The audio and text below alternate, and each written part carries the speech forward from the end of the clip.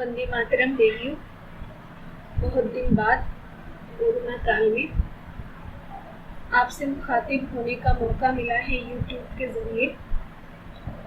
परिस्थितियोंवश UP board ने निर्धारित किया है कि आपकी परीक्षाएं पिछले वर्षों में जिस तरह से आयोजित की जाती थी, कुछ करेक्शन किए गए हैं इस बार।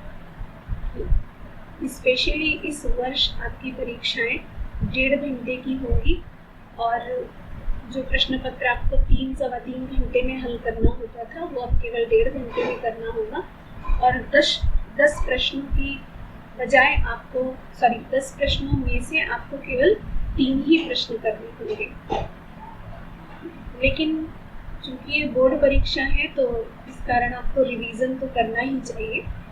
तो आज फर्स्ट चैप्टर का रिवीजन लेकर आए हैं और हम लोग फटाफट रिवीजन करेंगे, ताकि बहुत दिनों से हो सकता है परिस्थितिवश बहुत सारे बच्चों ने पढ़ाई ना कर पाई हो।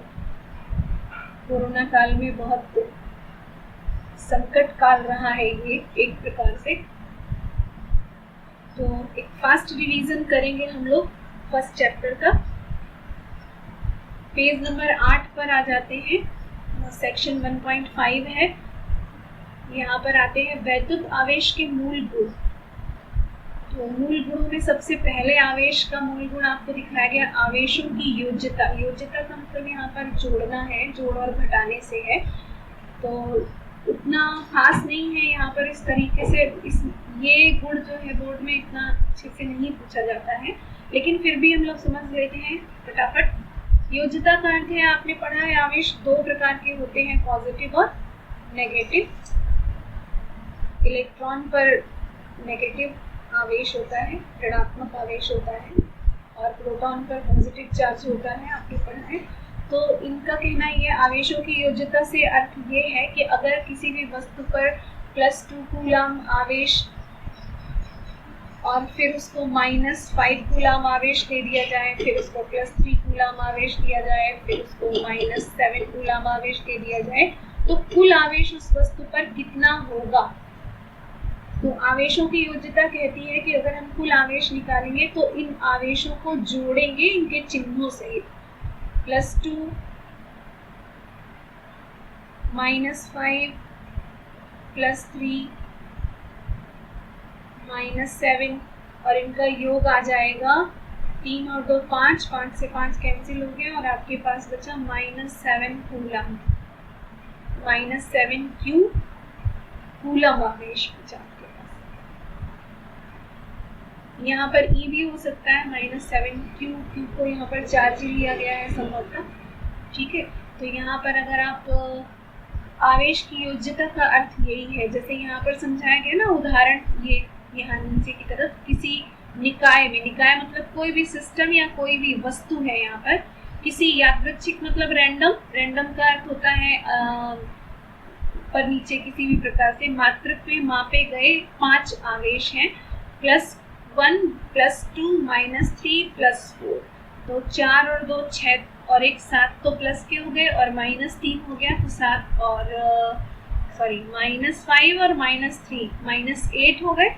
तो टोटल हो गया आपके पास 7 -8 = -1, जैसा कि यहाँ पर आया है। तो योज्यता का अर्थ ये है कि किसी भी वस्तु को, पदार्थ को अगर आपने माइनस और प्लस दोनों ही प्रकार के आवेश दे रखे हैं तो उनका हम बीजगणितीय योग निकालेंगे, उनको उनके चिन्हों सहित जोड़ेंगे। अब आ जाते हैं दूसरे सेक्शन पर, सेक्शन 1.52। वैद्युत आवेश संरक्षित है। संरक्षण का मतलब होता है जितना इस आवेश है उतना रहेगा, कंजर्वेशन ऑफ चार्जेस कहते हैं इसको इंग्लिश में। 1 मार्क में ये क्वेश्चन पूछा जाता है बोर्ड परीक्षा में कि आवेश संरक्षण का नियम क्या है, समझाइए। तो आवेश संरक्षण का नियम है, एक वस्तु से दूसरी वस्तु में इलेक्ट्रॉनों का स्थानांतरण होता है, कोई नया आवेश उत्पन्न नहीं होता। नया आवेश का मतलब है कि आप चार्ज को या आवेश को उत्पन्न नहीं कर सकते हैं, सिर्फ एक वस्तु से दूसरे वस्तु में स्थानांतरित कर सकते हैं।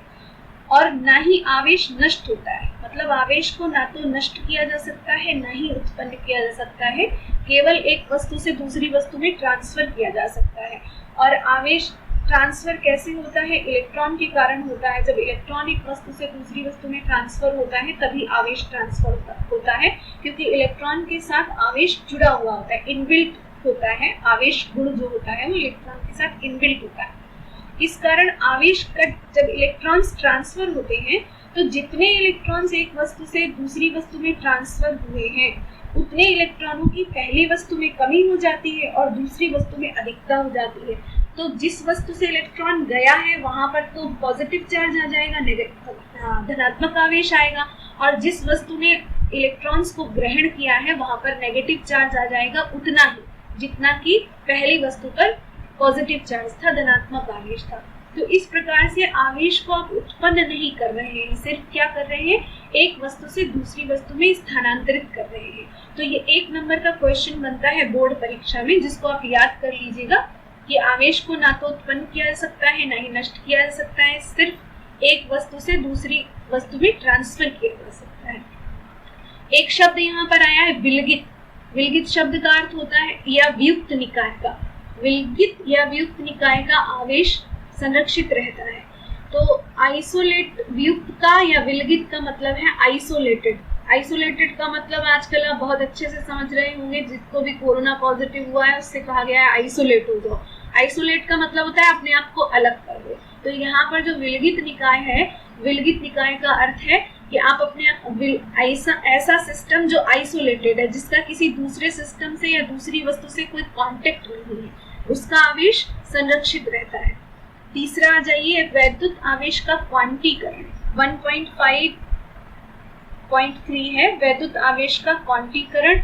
ये भी 1 मार्क क्वेश्चन है बोर्ड एग्जाम के लिए, 1 नंबर में पूछा जाता है। देखिए अभी तो ये निर्धारित किया गया है कि क्वेश्चंस 10 में से आपको 3 करने हैं, लेकिन अभी ये निर्धारित नहीं हुआ है, कोई पैटर्न नहीं आया है क्वेश्चन पेपर का कि क्वेश्चंस लॉन्ग आंसर्स टाइप होंगे, शॉर्ट आंसर्स टाइप होंगे, या एक क्वेश्चन में बहुत सारे शॉर्ट आंसर्स या वेरी शॉर्ट आंसर्स होंगे।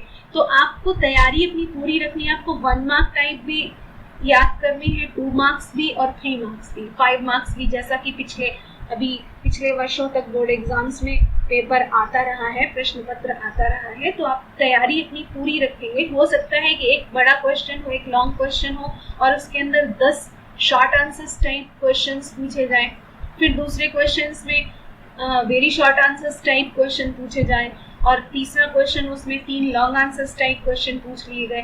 तो अभी कोई डिक्लेयर नहीं हुआ है कि एक लॉन्ग आंसर्स टाइप क्वेश्चन ही पूछा जाएगा या वेरी शॉर्ट ही पूछे जाएंगे या फिर शॉर्ट आंसर्स टाइप ही पूछे जाएंगे।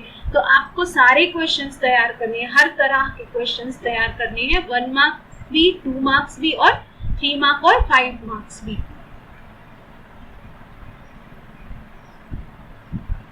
तो नेक्स्ट टॉपिक है हम लोगों का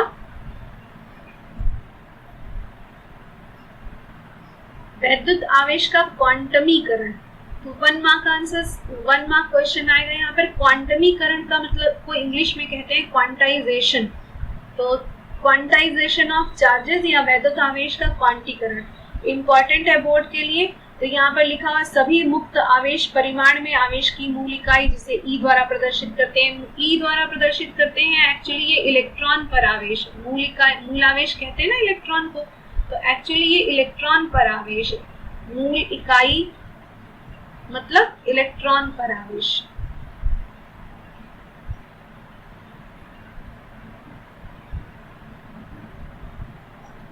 जिसे ई द्वारा, स्मॉल ई द्वारा प्रदर्शित किया जाता है, के पूर्णांकी गुणज है। सभी मुक्त आवेश का मतलब अगर जैसे आप स्केल से कागज को ट्रैक करते हैं तो स्केल एक विलगित निकाय हो गया एक प्रकार से, उसका किसी से कोई कांटेक्ट नहीं है। तो स्केल पर जो आवेश है उसको आप मुक्त आवेश कह सकते हैं। परिमाण में आवेश की मूल इकाई यानी कि ई के पूर्णांकी गुणज। ई का पूर्णांकी गुणज का मतलब है पूर्ण संख्याओं का गुणज, 1 या 2 या 3 4 5 से गुणा कर सकते हैं, आपको 100 या असंख्य संख्याओं का भी।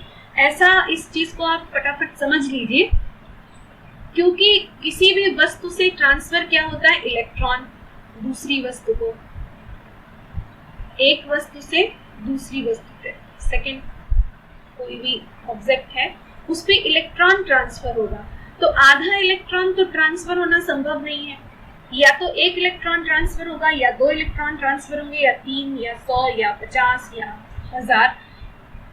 तो आप जो इलेक्ट्रॉन्स हैं उनकी गिनती आप कैसे करेंगे? 1 2 3 4 5 6 7 8 9 10 और अप टू जितना भी आप बढ़ाना चाहें, जितने भी इलेक्ट्रॉन्स एक वस्तु से दूसरे वस्तु पे ट्रांसफर हो रहे हैं। तो इसलिए जो भी आवेश ट्रांसफर होगा, और आवेश की मूल इकाई तो इलेक्ट्रॉन पर उपस्थित आवेश है, तो इलेक्ट्रॉन्स के साथ ही इकाई आवेश भी ट्रांसफर होगा। तो 10 इलेक्ट्रॉन ट्रांसफर हुए हैं, तो कितना आवेश ट्रांसफर हुआ? 10 गुणे 1 इलेक्ट्रॉन पर आवेश। तो यहाँ पर आ जाइए दूसरे पेज पर, ये दिया है Q बराबर Ne। Q मतलब कुल आवेश, N मतलब इलेक्ट्रॉनों की संख्या, E मतलब इलेक्ट्रॉन पर आवेश। तो ये तो कुल आवेश हो गया,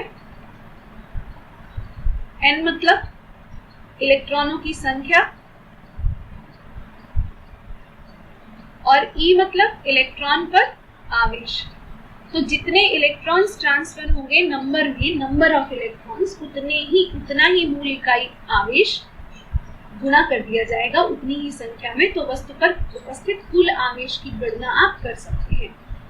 नेक्स्ट टॉपिक आ जाइए, आवेश की मूल इकाई। यहाँ पर देखिएगा अलग से मैंने लिख दिया है, ये लगभग 6.5 10 × 10⁻18 1 मार्क बोर्ड क्वेश्चन। ये अलग से जो क्वेश्चन लिखा हुआ है ये भी 1 नंबर में क्वेश्चन पूछा जाता है। तो पहली बात तो आवेश की मूल इकाई कितनी है? 1 इलेक्ट्रॉन पर उपस्थित आवेश, 1.60219 × 10⁻19 कूलम। और दूसरा क्या है? -1 कूलम आवेश में लगभग कितने इलेक्ट्रॉन है? 6 × 10⁻18। समटाइम्स अगर आप और अच्छे से कैलकुलेशन करेंगे तो ये 6.5 × 10⁻18 आता है।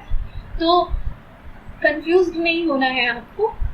तो यहाँ पर आ जाते हैं -1 कूलम आवेश में इतने इलेक्ट्रॉन्स होते हैं। तो बोर्ड में क्वेश्चन किस प्रकार से पूछा जाता है कि 1 कूलम आवेश में उपस्थित इलेक्ट्रॉनों की संख्या, या क्वेश्चन किस प्रकार से पूछा जाता है कि अगर किसी वस्तु पर -1 कूलम आवेश है, -1 कूलम आवेश है, तो उस पर कितने इलेक्ट्रॉनों की अधिकता है।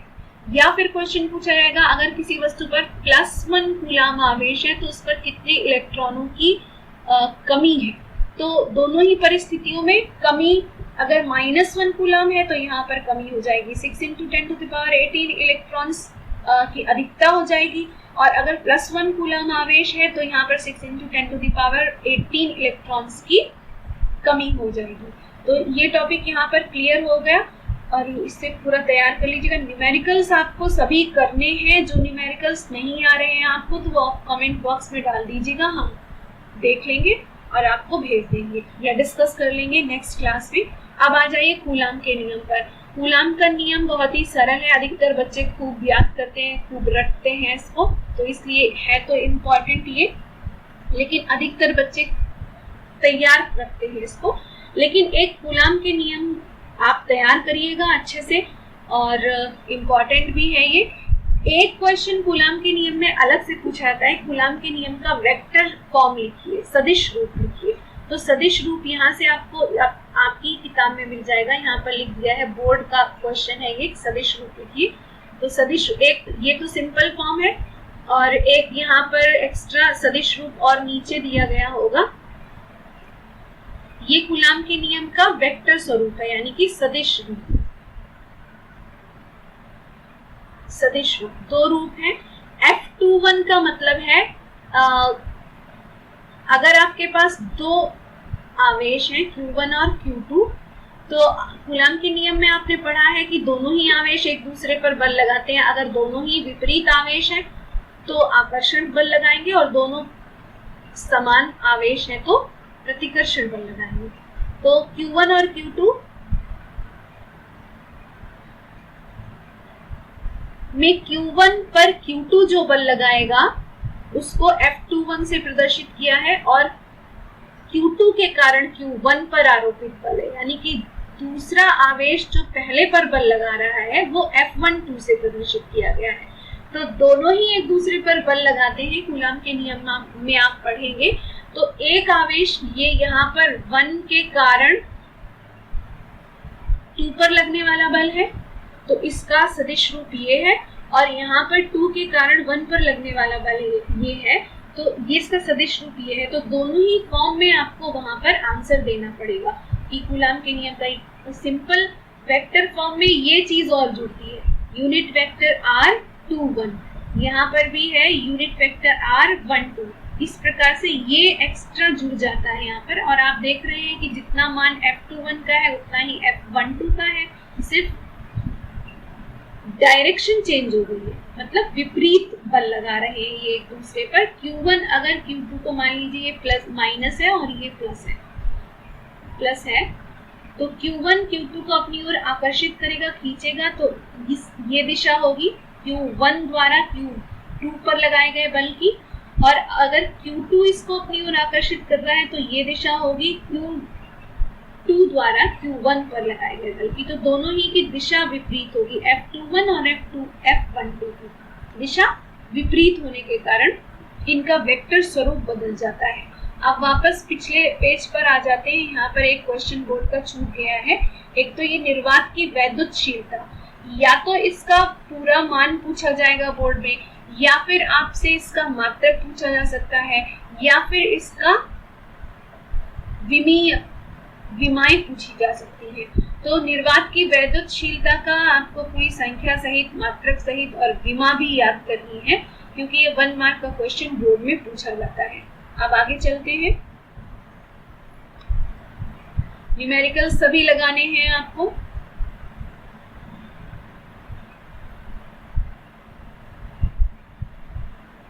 कूलाम के बल में अभी तक आपने पढ़ा 2 आवेशों के बीच बल, और आपने यहाँ पर पढ़ा था F is equals to K Q1 Q2 upon R square. K की वैल्यू भी पीछे आपने पढ़ी है, K is equals to 1 upon 4 pi epsilon 0 Q1 Q2 upon R square, ये आप पढ़ चुके हो। बहुल आवेशों का बहुल का अर्थ होता है बहुत सारे आवेशों के बीच बल। तो यहाँ पर चित्र में आप समझिएगा इस चीज को, यहाँ पर Q1 आवेश रखा हुआ है, ये यहाँ पर 3 आवेश कर दिए, ये Q2 आवेश है और ये Q3 आवेश है। तो Q1 आवेश और Q2 आवेश, यहाँ पर Q2 भी बल लगाएगा Q1 पर और Q3 भी बल लगाएगा Q1 पर। तो ये चूंकि इन्होंने यहाँ पर दिखाया है तीनों ही पॉजिटिव चार्ज है,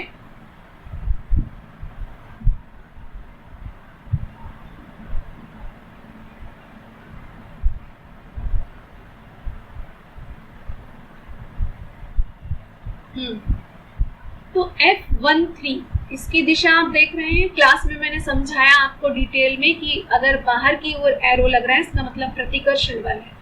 यहाँ पर भी इस लाइन में Q1 से बाहर की ओर बल लग रहा है, इसका मतलब प्रतिकर्षण बल है, और ये भी प्रतिकर्षण बल है।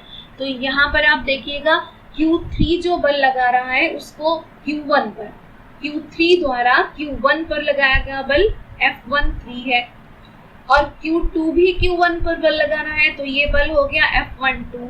अब 2 बल, Q1 पर कितने बल लग रहे हैं? 2 बल लग रहे हैं। तो इन दोनों बलों का, चूंकि बल कैसी राशि है? सदिश राशि है, सदिश राशि है, इस कारण इसका क्या निकालना पड़ेगा? परिणामी बल निकालने पड़ेंगे F13 और F12 का। जब आप परिणामी बल निकालेंगे तो ये आ जाएगा F1, इन दोनों का परिणामी F13 का और F21 का। इसके लिए आपको सदिश योग करना पड़ेगा F12 और F13 का। इस तरह से बहुल आवेश में हम क्या करते हैं कि अगर कोई 4 आवेश है या 5 आवेश है तो किसी एक आवेश पर आपको न्यूमेरिकल में बल पूछा जाएगा।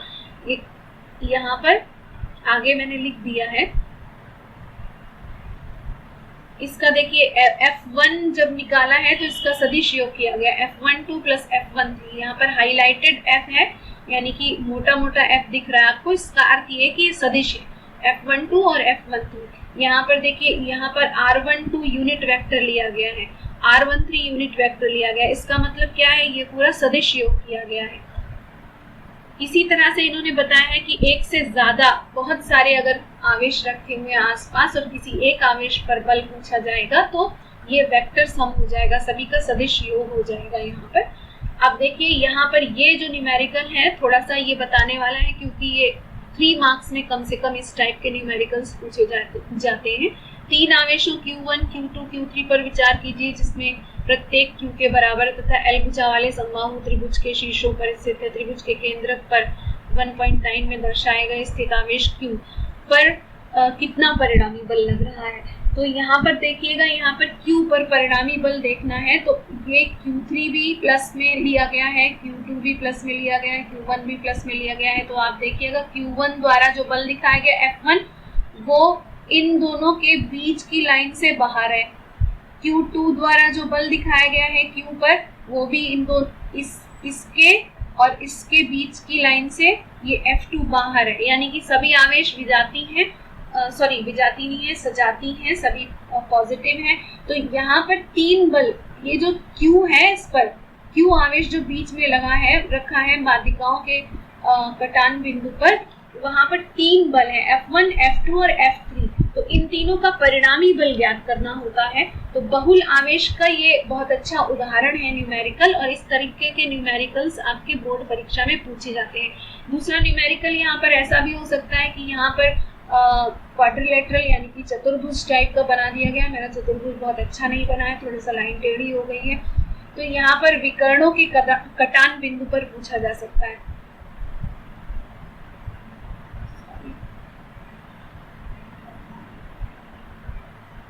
ये इस तरह से विकर्णों के कटान बिंदु पर कोई आवेश रख देंगे और यहाँ पर Q1, Q2, Q3, Q4 4 charges रख देंगे। यहाँ पर जरूरी नहीं कि सभी सजाती हो, क्योंकि अभी तक ये जो न्यूमेरिकल यहाँ सभी सजाती आवेश थे। ये भी हो सकता है यहाँ पर माइनस हो और यहाँ प्लस हो, यहाँ पर माइनस हो और यहाँ पर प्लस हो। तो माइनस और प्लस के आधार पर यहाँ पर जो भी चार्ज रखा होगा मूल बिंदु पर, यहाँ पर इसकी दिशाएं बदल जाएंगी। जैसे माइनस, ये जो प्लस Q आवेश है इसके कारण जो बल लगेगा वो इस दिशा में लगेगा, बाहर की ओर।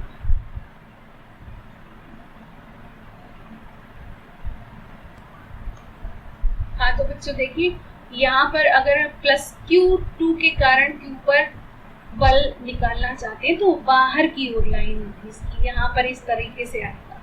और अगर माइनस Q के कारण इस Q पर बल निकलेगा तो वो अंदर की ओर होगा, यानी कि Q को ये अपनी ओर आकर्षित करेगा, वो भी बल इसी तरह अपनी ओर आकर्षित करने पर लगेगा। जिस तरह जैसे यहाँ पर अगर हम प्लस Q लिखते हैं, प्लस Q, तो इस पॉइंट पर अगर कोई आवेश है तो प्लस Q के कारण यहाँ पर भी प्लस Q आवेश है, तो प्लस Q और प्लस Q रिपेल करते हैं, इस कारण यहाँ पर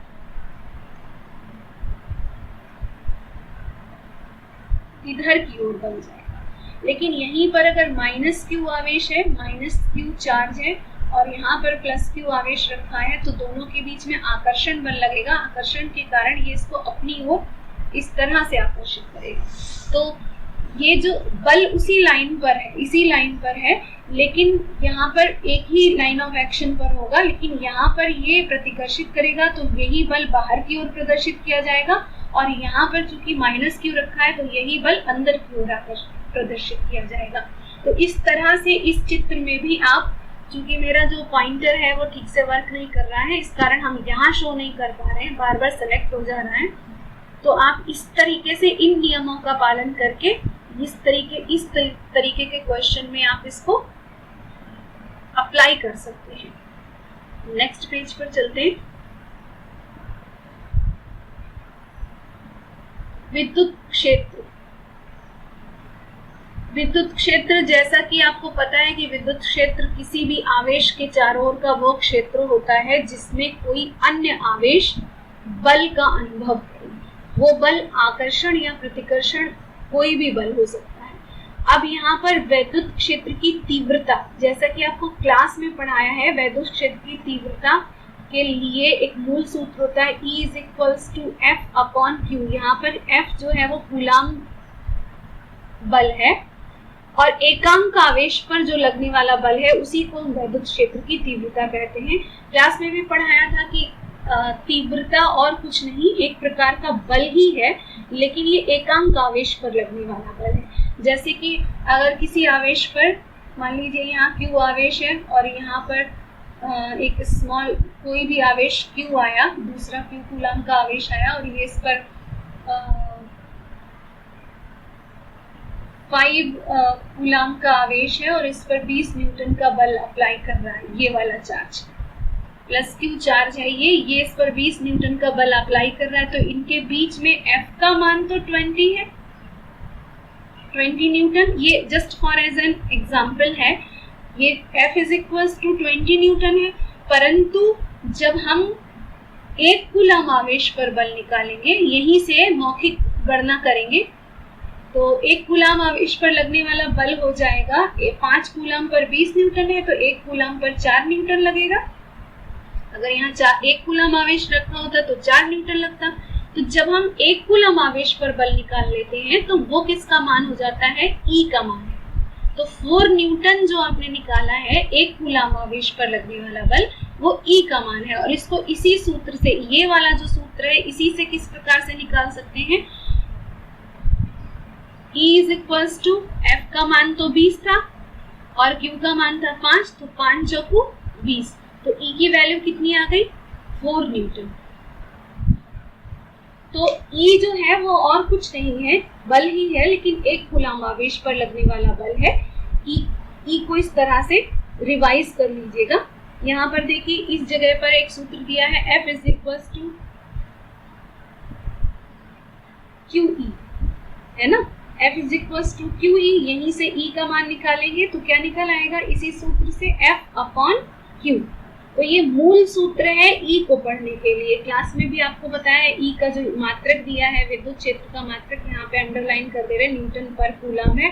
आगे आप देखेंगे वैद्युत क्षेत्र का मात्रक चैप्टर में या सूत्र के आधार पर वैद्युत क्षेत्र के और भी सूत्र होंगे, तो वैद्युत क्षेत्र के और सूत्र होने के कारण उसका मात्रक भी बदल जाएगा। अगले अध्याय में वैद्युत क्षेत्र के लिए एक अन्य वैकल्पिक मात्रक का वोल्ट पर मीटर पर विचार किया जाएगा।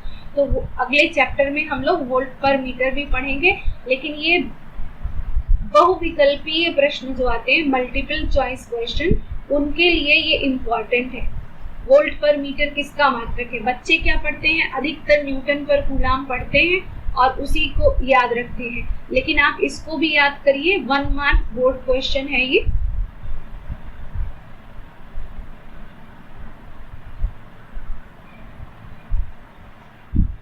नेक्स्ट आ जाइए,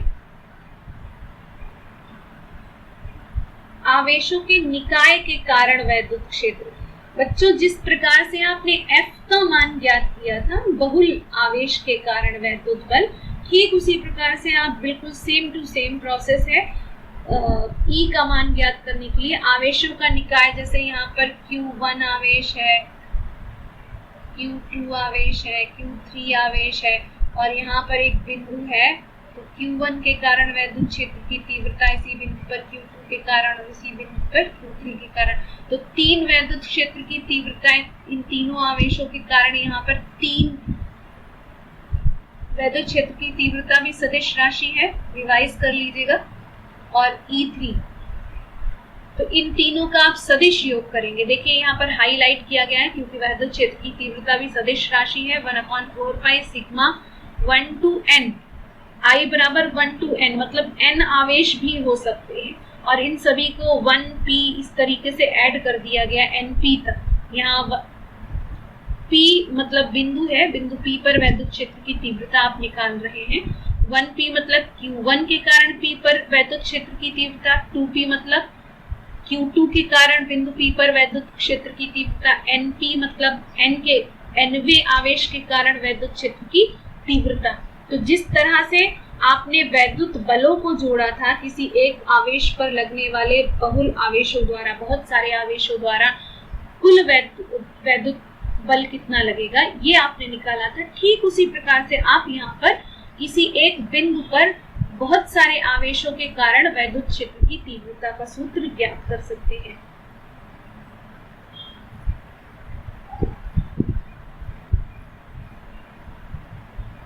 अब आ जाइए वैद्युत क्षेत्र रेखाएं।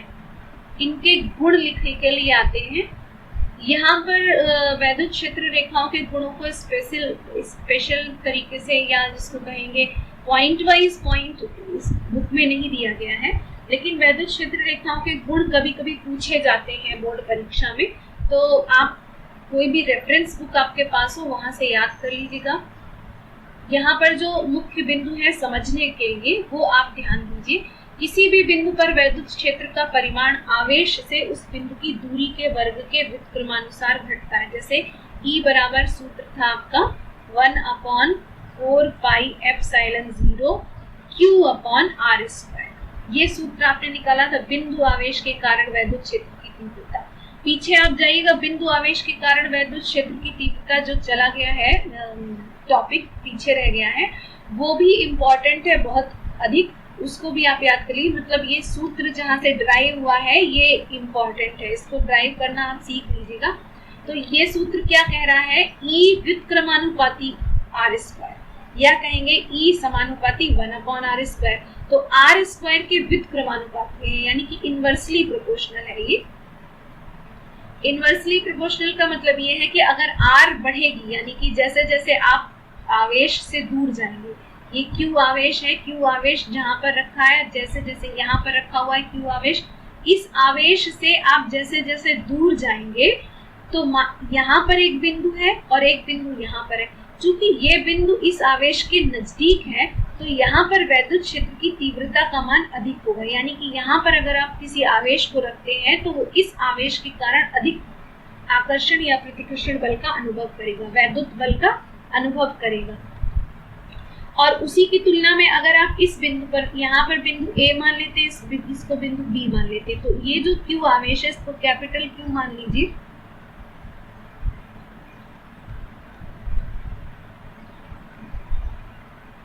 इसे यहाँ पर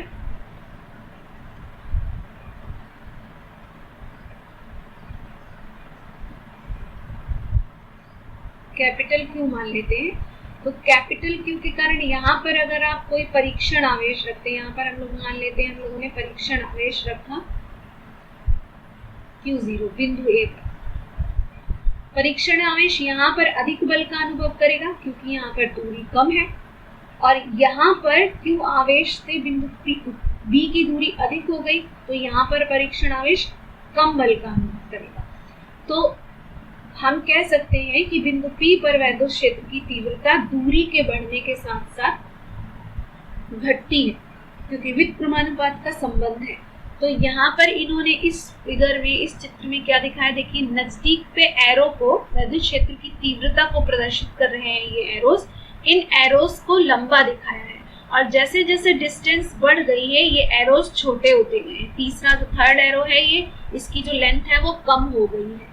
अब आगे देखिए, आवेश के निकट E प्रबल होता है। E मतलब वैद्युत क्षेत्र की तीव्रता प्रबल होती है। वैद्युत क्षेत्र की तीव्रता मैं बार बार बता रही हूँ आपको, कुछ नहीं है, बल है वो। यहाँ पर वो बल है जो परीक्षण आवेश या एकांक आवेश अनुभव कर रहा है। तो वैद्युत क्षेत्र की तीव्रता वो बल है जो एकांक आवेश किसी स्रोत आवेश के चारों ओर अनुभव करता है। तो आवेश के निकट E प्रबल होता है, अतः आवेश के निकट क्षेत्र रेखाओं का घनत्व तो अधिक होता है। अगर आप ये देखें, यहाँ पर एक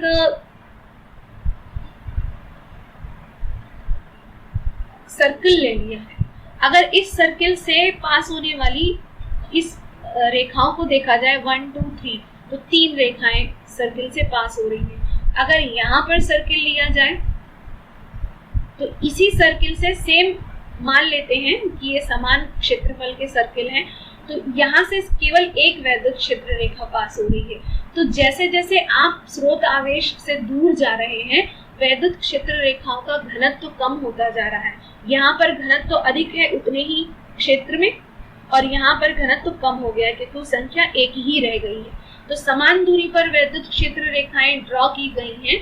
तो इस पूरे बिंदु से हम ये समझेंगे कि जहाँ पर वैद्युत क्षेत्र रेखाओं का घनत्व अधिक होता है तथा क्षेत्र रेखाएं, वहां पर क्षेत्र रेखाएं सघन होती हैं, वहां पर क्षेत्र प्रबल होता है। आवेश से दूर जाने पर क्षेत्र दुर्बल हो जाता है तथा क्षेत्र रेखाओं का घनत्व भी कम हो जाता है।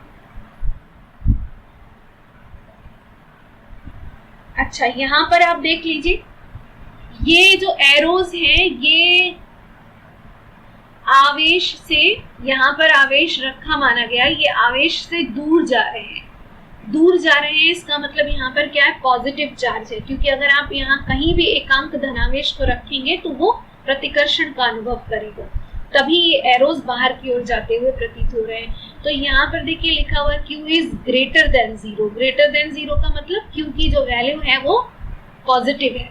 और दूसरे चित्र में आप देखिए, यहाँ पर ये एरोज अंदर की ओर जा रहे हैं, तो ये Q is less than 0। Less than 0 का मतलब ये है कि Q का मान नेगेटिव है, यानी कि वो ऋणात्मक है, ऋण आवेश यहाँ पर रखा हुआ है। बच्चों, यहाँ पर भी बोर्ड के क्वेश्चंस में क्या आता है कि आप पॉजिटिव चार्ज के चारों ओर वैद्युत क्षेत्र रेखाएं किस प्रकार से निकलेंगी वो ड्रॉ कीजिए। इसी तरीके से यहाँ पर भी एक क्वेश्चन आता है।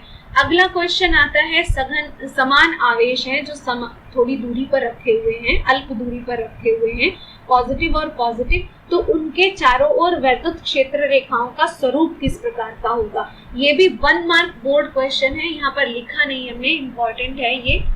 पूरे सारे चारों चित्र इम्पोर्टेंट है, लेकिन सभी चित्रों के प्रश्न अलग अलग हैं। यहाँ पर धनावेश के कारण क्षेत्र रेखाओं का स्वरूप, यहाँ पर ऋणावेश के कारण क्षेत्र रेखाओं का स्वरूप, यहाँ पर है सजातीय आवेश, यानी कि या तो दोनों पॉजिटिव है या दोनों नेगेटिव हैं, तो वहां पर क्षेत्र रेखाओं का स्वरूप किस प्रकार का होगा। यहाँ पर क्या है, विपरीत आवेश है, यानी कि विजातीय आवेश है। विजातीय और विपरीत एक ही बात होती है, तो वहां पर क्षेत्र रेखाओं का स्वरूप चेंज हो गया है। तो इस प्रकार से यहाँ पर इस प्रश्न में मुख्य तो 2 क्वेश्चन बनते हैं, क्योंकि यहाँ पर सजातीय और विजातीय के विषय में अधिकतर पूछा जाता है, लेकिन कभी कभी सरल क्वेश्चन डालने के लिए वो पॉजिटिव और नेगेटिव जो आइसोलेट चार्ज है, यानी कि एकांक आवेश है या इकलौता चार्ज है, कोई भी वस्तु रखी हुई है, वैसे भी पूछ लिया जाता है।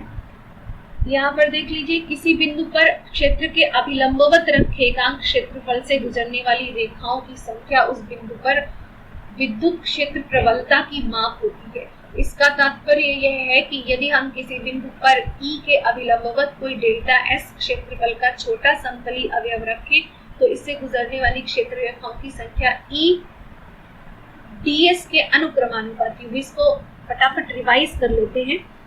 मान लीजिए इस चित्र में आ जाइए वापस, ये चित्र आपका रखा हुआ है, यहाँ पर Q आवेश रखा है। अब आप देखिए, अगर इस Q आवेश में हम +2 कूलम आवेश लें तो निश्चित ही ये यहाँ पर जो संख्याएं होंगी आप खींचेंगे, अगर आप +20 कूलम आवेश रख दें तो इसका वैद्युत क्षेत्र +2 कूलम आवेश के वैद्युत क्षेत्र से प्रबल होगा। तो इसको आप E2 माने और इसको आप E20 माने, तो निश्चित ही E20 में जो वैद्युत क्षेत्र रेखाएं होंगी वो सघन होंगी, यानी कि इतने बड़े क्षेत्रफल से अगर +2 कूलम आवेश के कारण वैद्युत क्षेत्र रेखाओं की संख्या और इतने ही बड़े क्षेत्रफल से E20 यानी कि 20 कूलम आवेश के कारण वैद्युत क्षेत्र रेखाओं की संख्या, तो निश्चित ही यहाँ पर वैद्युत क्षेत्र E20 यानी कि 20 कूलम आवेश के कारण वैद्युत क्षेत्र रेखाओं की संख्या अधिक होगी, यानी कि E20 अधिक होगा। तो जितना प्रबल वैद्युत क्षेत्र होगा, इस क्षेत्रफल से गुजरने वाली रेखाओं की संख्या उतनी ही अधिक होगी। तो इसलिए कहा गया है कि वैद्युत बल रेखाओं की संख्या किसके अनुक्रमानुपाती होती है, E के।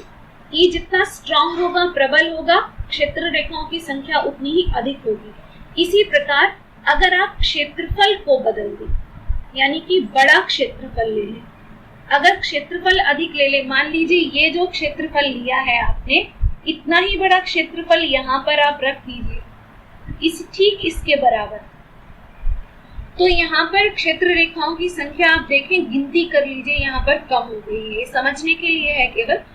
लेकिन इतने बड़े क्षेत्रफल में से दूरी बढ़ने के साथ भी Q आवेश से इस क्षेत्रफल की दूरी कम है और ये जो बड़ा क्षेत्रफल है इसकी दूरी अधिक है, फिर भी इससे गुजरने वाली रेखाओं की संख्या समान है। इसका अर्थ ये है कि अगर आप अधिक क्षेत्रफल यानी कि बड़े क्षेत्रफल के अंदर से गुजरने वाली रेखाओं की संख्या लेते हैं तो वो अधिक होगी, अर्थात वैद्युत बल रेखाओं की संख्या क्षेत्रफल के समानुपाती होती है। अधिक क्षेत्रफल होगा, बड़ा क्षेत्रफल होगा तो रेखाओं की संख्या भी अधिक होगी। तो ये जो रेखाओं की संख्या इन्होंने यहाँ कहा है, ये जो किसी भी क्षेत्रफल से गुजरने वाली रेखाओं की संख्या को वैद्युत फ्लक्स कहा गया है। वैद्युत फ्लक्स की परिभाषा 1 नंबर में पूछी जाती है बोर्ड में, 1 मार्क बोर्ड क्वेश्चन है, बोर्ड क्वेश्चन। इसे आप याद कर लीजिएगा। मात्रक पूछा जाता है वैद्युत क्षेत्र का, यहाँ से आप दे सकते हैं, इस किताब में यहाँ पर दिया है, इम्पोर्टेंट। 1 नंबर में पूछा जाता है वैद्युत फ्लक्स का मात्रक और वैद्युत फ्लक्स का सूत्र। अभी आ जाइए और आगे वैद्युत द्विध्रुव पर। द्वि मीन्स क्लास में बताया मैंने, द्वि मीन्स दो, ध्रुव मीन्स विपरीत सिरे। तो परिमाण में समान एवं विजातीय, विजातीय मतलब विपरीत, आपको पता है। बिंदु आवेशों Q तथा -Q का कोई युगल जिनके बीच, युगल मीन्स दो, मैंने ऊपर लिख दिया है, युगल का अर्थ है दो, कोई दो आवेश लिख सकते हैं आप, कोई यहाँ पर दो ना होकर यहाँ पर जोड़ा लिखेंगे आप तो ज्यादा बेहतर होगा। इसको कट कर दीजिए। परिमाण में समान एवं विजातीय बिंदु आवेश Q तथा -Q का कोई जोड़ा जिनके बीच पृथक्कन, पृथक्कन मीन्स होता है अलग, जिनके बीच पृथक्कन मीन्स जिनके बीच की दूरी, यहाँ पर पृथक्कन का मतलब ये है जिनके बीच दूरी 2a है, वैद्युत द्विध्रुव कहलाता है। थोड़ा भाषा सरल कर दी है, जहाँ पर विजाती लिखा है वहां पर आप विपरीत पढ़ सकते हैं, जहां पर युगल लिखा है वहां पर आप जोड़ा पढ़ सकते हैं, जहां पर पृथक्कन लिखा हुआ वहां पर आप दूरी कर सकते हैं। तो वैद्युत द्विध्रुव की परिभाषा हो गई, 1 नंबर में पूछा जाता है। और 1 नंबर में इम्पोर्टेंट क्या पूछा जाता है यहाँ पर स्पेशल, कि वैद्युत द्विध्रुव की दिशा क्या होती है।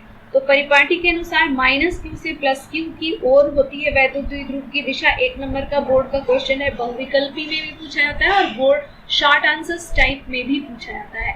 अब आ जाइए जो वेरी इंपॉर्टेंट है, 3 मार्क्स में पूछा जाता है, अक्षीय स्थिति में वैद्युत क्षेत्र की तीव्रता।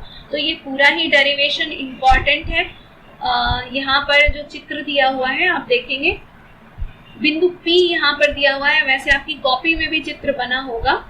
ये द्विध्रुव है, यहाँ पर +Q आवेश रखा है, यहाँ पर -Q आवेश रखा है। जरूरी नहीं कि आप किताब से ही रिवीजन करें, आपकी कॉपी पे जो डेरिवेशन है आप उसको वहां से भी रिवीजन कर सकते हैं, क्योंकि वहां पर स्टेप्स को बंक नहीं किया गया है। क्योंकि हमारे यहाँ कुछ बायो की भी बच्चियां हैं जो अगर NCERT से ही अगर हम लोग फुल करते हैं तो पूरा कुछ स्टेप्स यहाँ पर ऐसे हैं जो डायरेक्टली लिख दिए गए हैं, तो वो स्टेप्स आपको समझ में नहीं आएंगे।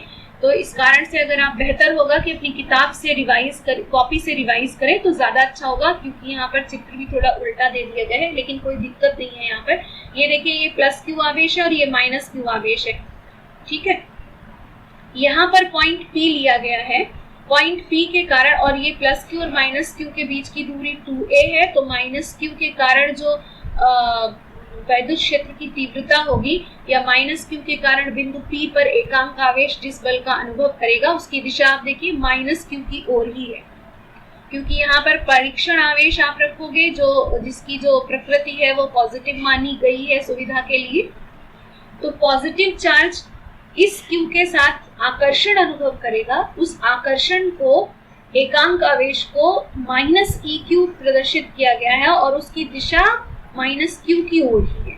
अब +Q आवेश पर आइए। +Q आवेश चूंकि +Q है, इस पॉजिटिव या धन परीक्षण आवेश का जो प्रकृति है, नेचर है, वो पॉजिटिव है, तो पॉजिटिव और पॉजिटिव के बीच में प्रतिकर्षण लगने के कारण यहाँ पर E+Q इस साइड होगा, यानी कि प्रतिकर्षित।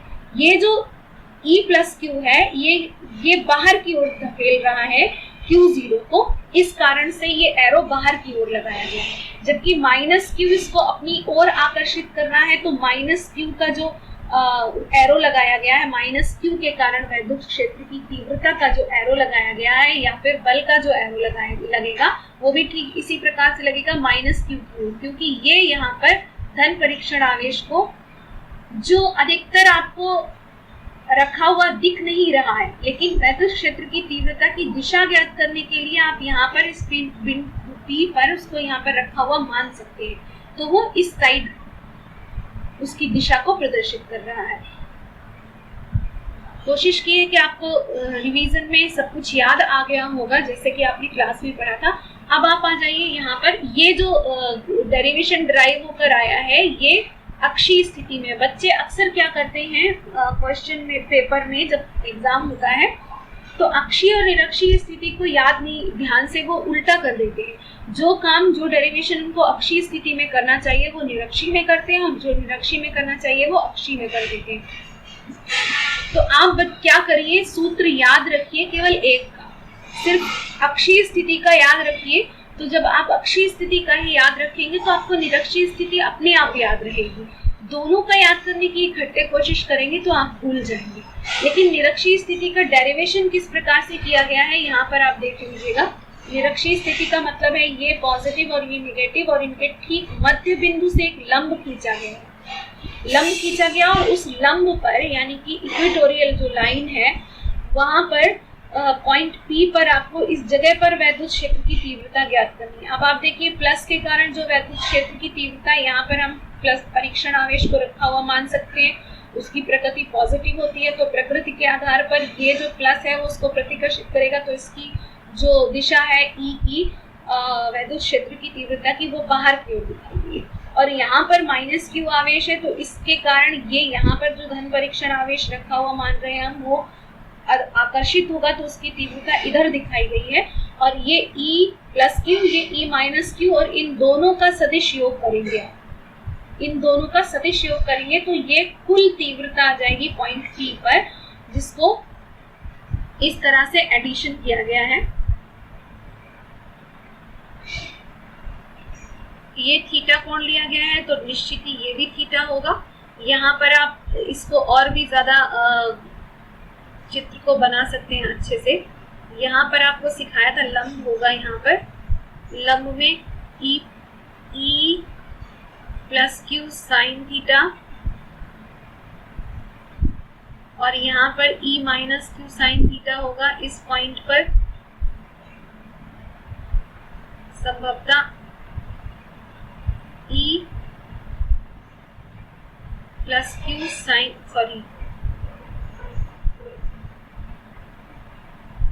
लिख नहीं पा रहा बच्चों, यहाँ पर आप अपनी कॉपी से इसको चेक कर सकते हैं इस प्रकार से। चूंकि यहाँ पर E है, E प्लस Q मैं यहाँ बना दे रही हूँ अलग से। E प्लस Q है, इसके दो घटक होंगे, E plus Q sine theta, और यहाँ पर होगा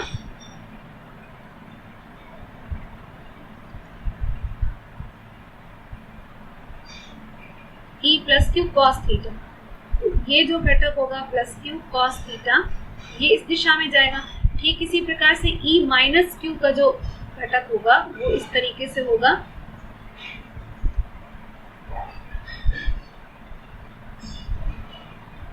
इसका भी एक घटक होगा, ये यहाँ पर माइनस Q था, माइनस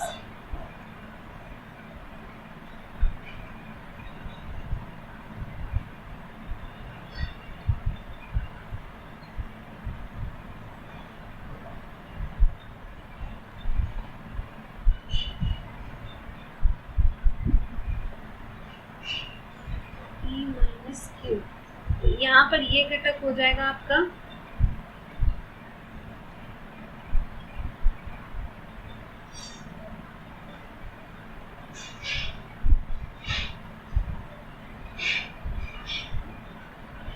और ये हो जाएगा E minus Q sine theta. तो साइन थीटा वाले घटक जो है बराबर और विपरीत होने के कारण कैंसिल हो जाएंगे, जबकि ये कॉस थीटा वाले जो दो घटक हैं वो ऐड हो जाएंगे। कॉपी से आप यहाँ देख लीजिएगा। और हमारा जो वैद्युत क्षेत्र की तीव्रता है वो आ जाएगी E is equals to minus P 4πε0 r3। अब आ जाइए नेक्स्ट, न्यूमेरिकल्स आपको सभी करने हैं, एक भी न्यूमेरिकल छोड़ना नहीं है। एक समान बाह्य वैद्युत क्षेत्र में द्विध्रुव पल। द्विध्रुव आप जानते हैं, आपकी कॉपी पे ये वाला चित्र बना हुआ है, यहाँ पर प्लस क्यू है, यहाँ पर माइनस क्यू, और माइनस क्यू के कारण ये क्षेत्र की विपरीत दिशा में Fe लगेगा माइनस क्यू ई, और प्लस क्यू पर क्षेत्र की दिशा में बल लगेगा, और ये दोनों बल मिलकर इसके ऊपर आघूर्ण बनाएंगे, और आघूर्ण के कारण ये जो द्विध्रुव है ये सीधा होने की कोशिश करेगा। और ये पूरा डेरिवेशन है यहाँ पर, बल आघूर्ण का परिमाण QE into 2a sine theta. यहाँ पर एक स्टेप इन्होंने ले ली है, एक्चुअली बल आघूर्ण टाउ इज इक्वल्स टू होता है बल गुणे बलों के बीच की लंबवत दूरी। संभवतः आपको याद आ गया होगा, बल गुणे बलों के बीच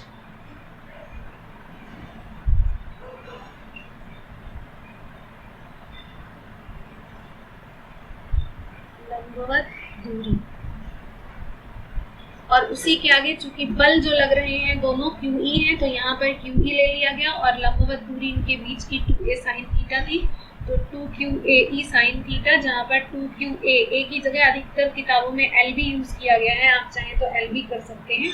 तो 2 इंटू यहाँ पर Q इंटू 2a, ये वैल्यू किसकी है? P की। तो Q इंटू 2a की जगह पर यहाँ पर P आ गया है, और अगर वेक्टर स्वरूप आप इसका लेते हैं, ये तो टाउ की वैल्यू हो गई, ये टाउ की वैल्यू हो गई आपकी,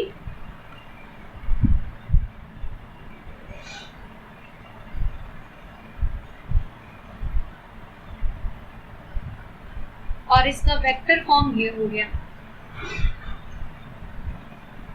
सतत आवेश वितरण में आपने पढ़ा था, नेक्स्ट आपका टॉपिक है, इंपॉर्टेंट है, 1 मार्क के क्वेश्चन यहाँ पर भी पूछे जाते हैं।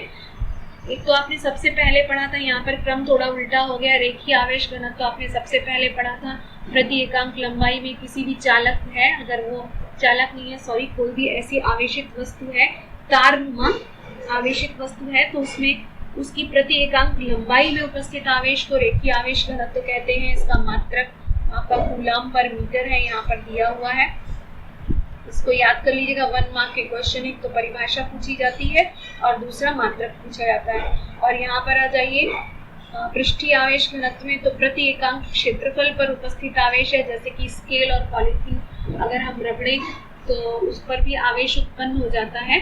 तो आवेश उत्पन्न में वहाँ पर हम एक क्षेत्रफल में आवेश उत्पन्न होता है, तो वहाँ पर परिभाषा किस प्रकार से बनेगी? प्रति एकांक क्षेत्रफल पर उपस्थित आवेश, और इसका जो घनत्व होगा या इसका मात्रक होगा वो होगा कूलम पर मीटर स्क्वायर। यहाँ पर परिभाषा बनेगी किसी भी आवेशित वस्तु के प्रति एकांक क्षेत्रफल पर। यहाँ ऐड कर दीजिएगा किसी भी आवेशित वस्तु के प्रति एकांक क्षेत्रफल पर उपस्थित आवेश। ठीक इसी प्रकार से तीसरा है आयतन आवेश घनत्व या आयतन में उपस्थित आवेश। तो यहाँ आयतन आवेश घनत्व आप जब निकालेंगे तो आप निकालेंगे किसी भी आवेशित वस्तु के एक प्रति एकांक आयतन में उपस्थित आवेश, और इसका मात्रक हो जाएगा कूलम पर मीटर क्यूब। आगे आ जाइए, गॉस का नियम, very important for the 2 marks. Gauss का नियम में आप मालूम है बंद पृष्ठ होता है, आपको याद है बंद पृष्ठ के अंदर उपस्थित आवेश होता है, और स्टेटमेंट है किसी भी बंद पृष्ठ के से निकलने वाला या गुजरने वाला वैद्युत फ्लक्स। वैद्युत फ्लक्स अवश्य याद कर लीजिएगा, क्योंकि अगर वैद्युत फ्लक्स आपको याद नहीं आएगा या याद नहीं है या आपने समझा नहीं है उसको, तो आप गॉस का नियम भी नहीं समझ सकते हैं, जबकि गॉस का नियम आपकी बोर्ड परीक्षा के लिए बहुत ही इम्पोर्टेंट है। तो किसी भी बंद पृष्ठ से गुजरने वाला वैद्युत फ्लक्स उस पृष्ठ के अंदर परिबद्ध आवेश, परिबद्ध मतलब बंद आवेश का Q/1/Q एप्सिलॉन 0 गुना होता है। ये तो आपका स्टेटमेंट दिया हुआ है यहाँ पर, ये तो सिर्फ आपका दिया हुआ है, सॉरी, वैद्युत फ्लक्स की वैल्यू दी हुई है यहाँ पर। और इन्होंने डायरेक्टली पहले ड्राइव किया है, डेरिवेशन आता है, सिद्ध करने के लिए आती है, गॉस की प्रमेय को सिद्ध कीजिए। अगर सिद्ध करने के लिए आएगा, सिद्ध करने के लिए आता है तो वो 3 मार्क्स में आए, कम से कम एटलीस्ट 3 मार्क्स। आगे आ जाइए, यहाँ तक सिद्ध किया है इन्होंने, phi is equals to q upon epsilon। यहाँ पर देखिए सिद्ध हो गया है। phi मीन्स वैद्युत फ्लक्स और q upon epsilon 0 को हम कैसे लिख सकते हैं, 1 upon epsilon 0 into q, यानी कि q का 1 upon epsilon 0 गुना। तो बिना उपपत्ति के अगर गॉस के नियम का उल्लेख किया जाए, यानी कि ये सिर्फ कथन है, यहाँ पर लिख दिया है, यहाँ किसी बंद पृष्ठ S से गुजरने वाला बंद पृष्ठ है, एक स्पेशल कंडीशन है गॉस के नियम में या गॉस की प्रमेय में, बंद पृष्ठ जरूर आएगा। बंद पृष्ठ S से गुजरने वाला बंद पृष्ठ का मतलब है बॉलनुमा बंद पृष्ठ, क्यूबॉइड भी हो सकता है, क्यूब भी हो सकता है जिसके अंदर आवेश हो, is equals to q upon epsilon 0, जहां q पृष्ठ S द्वारा परिबद्ध कुल आवेश है। संभवतः याद आ गया होगा आपको। इसको पूरा किस तरह से लिख सकते हैं, full statement, mathematical statement, phi is equals to integration E dot ds is equals to q upon epsilon 0। ये फुल स्टेटमेंट है। कभी कभी इस स्टेटमेंट को सिर्फ इसी तरह से यूज किया जाता है, phi को हटा देते। E डॉट ds अधिकतर डेरिवेशंस में इसी प्रकार यूज किया गया है इसको, q अपॉन एप्सिलॉन 0। तो दोनों प्रकार से आप कॉपी पे भी पढ़ सकते हैं, दोबारा यहाँ पर भी रिवाइज कर सकते हैं इसको। आगे आ जाइए, गॉस की प्रमेय न्यूमेरिकल्स लगाने हैं, बार बार मैं कह रही हूँ सभी न्यूमेरिकल्स लगाने हैं। गॉस के नियम के अनुप्रयोग, तो एक तो ये आ गया अनंत लंबाई के एक समान आवेशित सीधे तार के कारण वैद्युत क्षेत्र। तो यहाँ पर ये तार है, कोई भी ऐसी वस्तु है जो तारनुमा है और जिसको आवेशित कर दिया गया है। अगर इसके चारों ओर का बंद पृष्ठ आप लेते हैं तो सिर्फ और सिर्फ सिलेंडर हो सकता है यहाँ पर। तो सिलेंडर नुमा बंद पृष्ठ आपको, हालांकि हो तो और भी सकते हैं, ऐसा नहीं है, इस प्रकार से हम और भी इस गोले में भी इसको बंद कर सकते हैं, लेकिन यहाँ पर सुविधा के लिए आपको सिलेंडर नुमा पृष्ठ लिया गया है, क्योंकि तार लंबा होता है तो लंबाई को प्रभावी रखना है यहाँ पर, इस कारण से इसको सरलता के लिए लंबाई को प्रभावी रखा गया है। और ये जो पृष्ठ होते हैं, ये वाले, ये जो पृष्ठ है, इनसे कोई फ्लक्स गुजरने का चांसेस नहीं होता, जबकि कोई भी वस्तु इस प्रकार होती है जिसकी चौड़ाई लंबाई की तुलना में बहुत कम है, क्योंकि चूंकि लंबाई नुमा या तारनुमा जो वस्तु होती है उसमें लंबाई प्रभावी होती है। जैसे कोई धागा है, बाल नुमा धागा है, बाल से 4-5 गुना मोटा भी है, तो भी उसमें उसकी लंबाई अधिक प्रभावी होगी अनुप्रस्थ काट के परिक्षेत्रफल की तुलना में। अनुप्रस्थ काट का जो क्षेत्रफल है उसकी तुलना में लंबाई अधिक प्रभावी होगी, इस कारण यहाँ पर सिलेंडर को लिया गया है। आगे आप देखेंगे इस पृष्ठ से कोई, ये जो पृष्ठ है यहाँ पर कोई फ्लक्स नहीं गुजरता, इससे भी कोई फ्लक्स नहीं गुजरता, क्योंकि यहाँ पर जब फ्लक्स आप निकालते हैं तो आप क्या करते हैं, E डॉट ds। इस बात को आप बहुत ध्यान से समझिएगा, E डॉट ds पुनः बता दे रही हूँ मैं। तो यहाँ पर E ds cos थीटा आता है, तो थीटा क्या है यहाँ पर, ds और E के बीच का कोण। E तो यहाँ पर E की दिशा तो इस तरह से होगी, E की जो दिशा है वो इधर है, इस टाइप शो की गई है, क्योंकि कोई भी एक आवेश है उसके चारों ओर धनावेश है, उसके चारों ओर पृष्ठ के लंबवत आप इसको ड्रॉ करेंगे। लेकिन ये वाला जो दो वृत्तीय क्षेत्रफल है जहां पर आपने बंद सिलेंडर को कंसीडर किया है, बंद सिलेंडर को, इनका जो दिशा है पृष्ठीय क्षेत्रफल की, जहां पर आपने एरिया वेक्टर पढ़ा था, एरिया वेक्टर में पृष्ठ के लंबवत होती है उसकी दिशा, तो ds की दिशा इस तरफ होगी पृष्ठ के लंबवत। तो E और ds के बीच में कोण कितना हो जाएगा, थीटा इज इक्वल्स टू हो जाएगा 90, और cos 90 कितना होता है, 0। cos 90 is equals to 0। तो जब भी आप phi बराबर E ds निकालेंगे तो E ds cos 90 करेंगे तो phi इज इक्वल्स टू 0 हो जाएगा। तो यहाँ से और यहाँ से, ये जो दो ऊपर के पृष्ठ हैं, 3 पृष्ठ होते हैं सिलेंडर में, एक तो वृत्तीय पृष्ठ होता है, 2 तो वृत्तीय पृष्ठ होते हैं, और बाकी ये जो चारों ओर लिपटा हुआ पृष्ठ है, ये तो वृत्तीय पृष्ठ हो गए दो, बाकी इसको वक्रीय पृष्ठ कहेंगे। वक्रीय पृष्ठ जो होगा वहां पर वहीं से जो फ्लक्स गुजरेगा वही इसकी वैद्युत क्षेत्र की तीव्रता के व्यंजक का निर्धारण करेगा। तो यहां से आप देख लीजिएगा,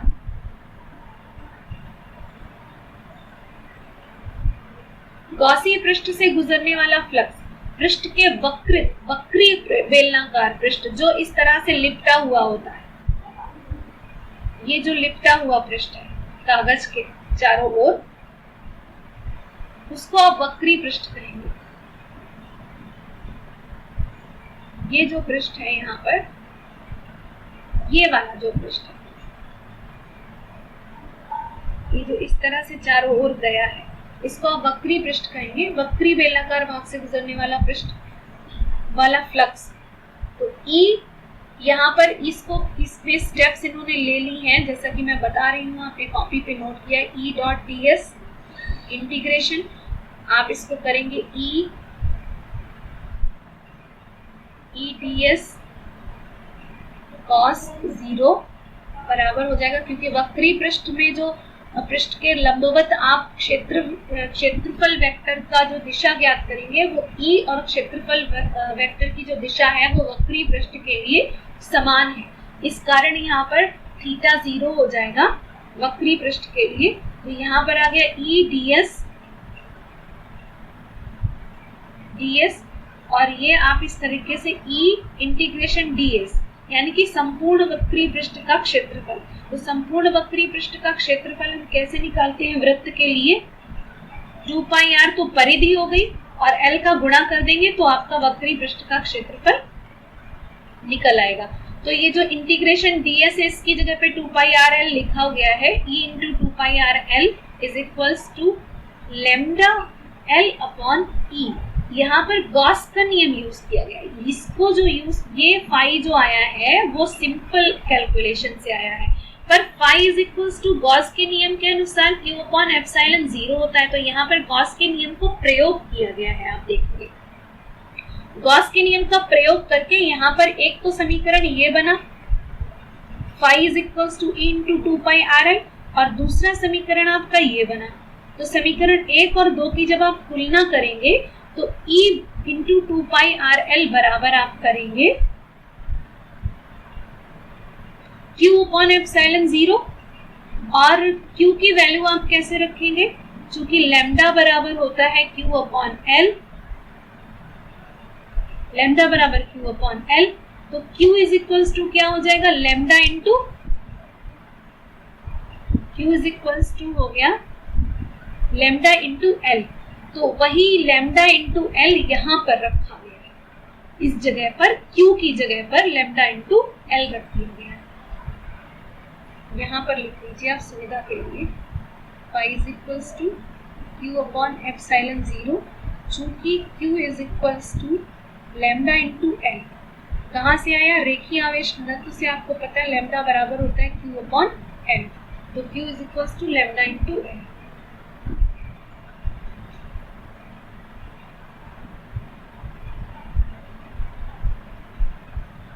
यहाँ पर L होना चाहिए।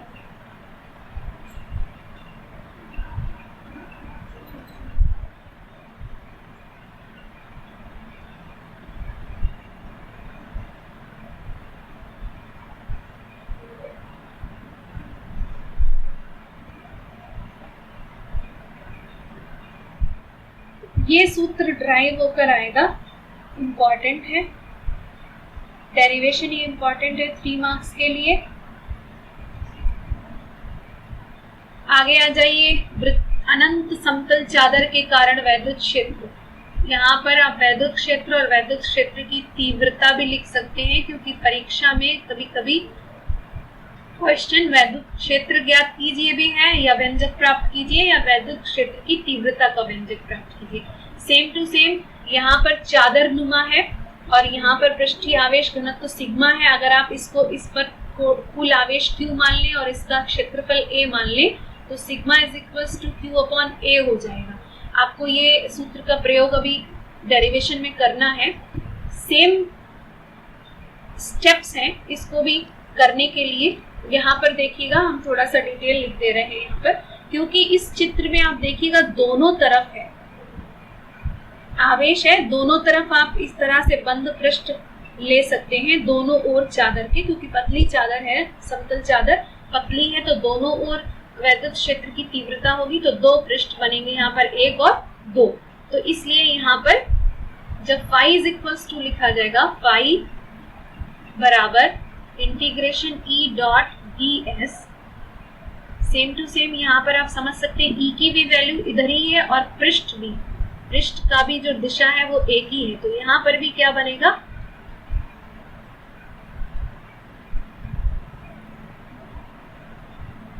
ई बाहर ले लेंगे,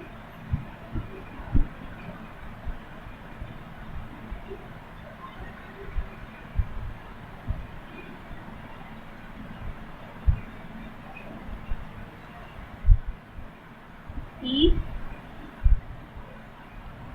डी एस कॉस 0 बताया है क्लास में आपको, ये हो जाएगा, सॉरी इंटीग्रेशन साइन अभी गया नहीं है, ई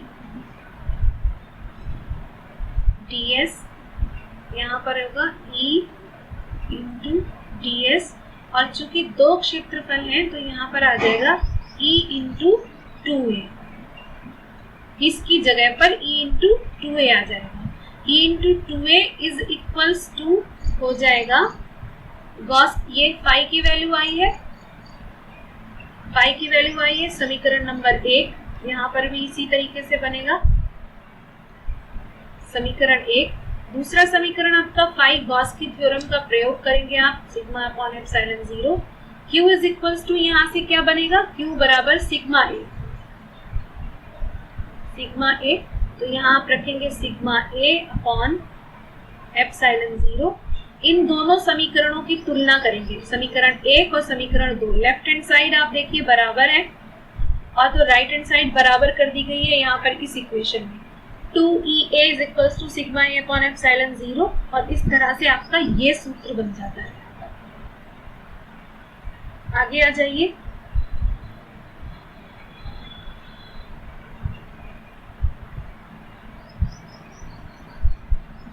सारांश है, यहाँ से सारांश जरूर पढ़ लीजिएगा आप टोटल, जहां समझ में नहीं आता है आप कमेंट बॉक्स में जाकर कमेंट भी कर सकते हैं और हमको व्हाट्सएप पे भी पूछ सकते हैं। दैट्स ऑल, पूरा रिवीजन कर लीजिएगा।